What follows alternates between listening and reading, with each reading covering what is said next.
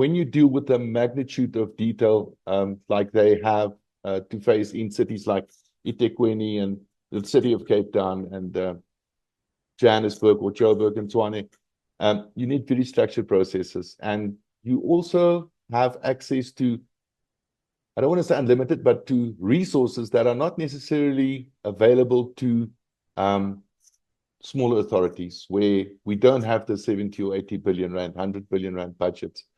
And that's the space where I'd maybe just like to give a few pointers on this morning with regards to digitization. We work with business processes. That's the name of our company, and that's the way we think. So the flow diagrams that Mr. Nkosi showed is very, very insightful, very applicable to running the sort of revenue collection value chain, as if we can call it that. Where we come from is to really understand that billing is not separate entities. We don't want to refer to debt collection, credit control, customer queries, meters, and finance as if they're separate activities within the organization. They're not. They're actually different parts of the revenue value chain.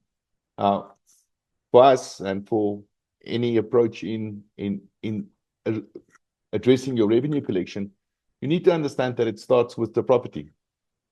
And if the municipality doesn't have a trusted, accurate view of every property that it owns, or its owner or responsible customer, the valuation, services, zoning that is applicable to the tariffs, that property records sort of is lacking, and that really is the foundation for everything that follows.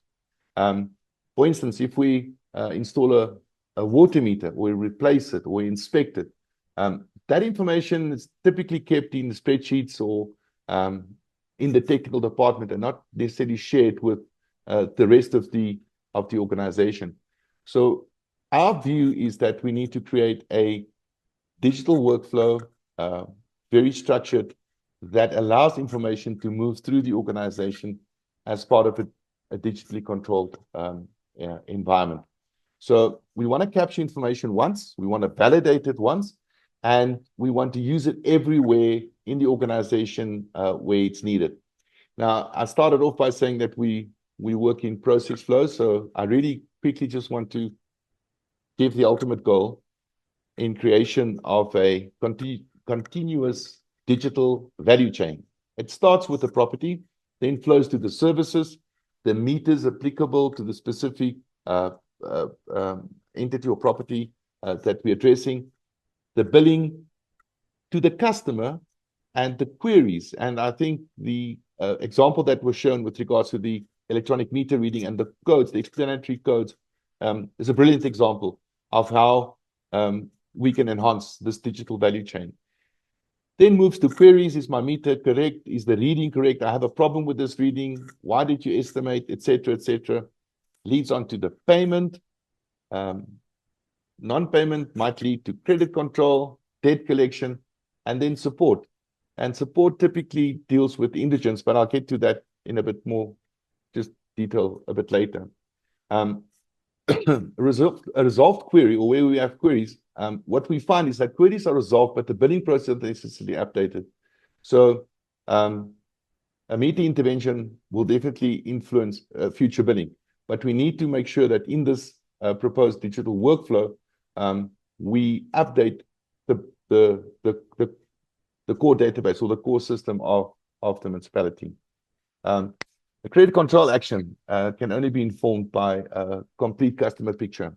And that is, I think, what we need to strive at, from the smallest village in some of our most remote provinces to the metros. I mean, it's really having that single view of the creation of one connected operating system, connecting the municipalities, people and processes, information and technology around this one single value chain will allow us to gain visibility, introduce accountability, and provide us with that intelligence, that business intelligence framework that everybody is speaking about.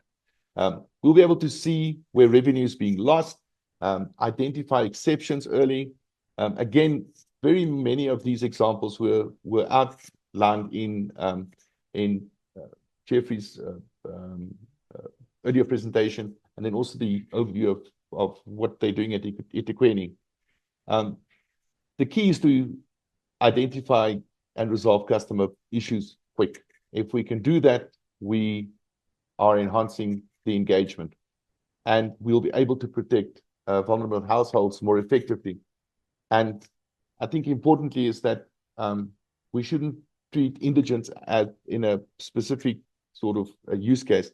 They should be part of the way in which the value chain is managed. And good examples were given earlier, people over the age of 60, not necessarily indigent, but it is in the same category with regards to discounting services and making sure that those services are provided on an accurate basis.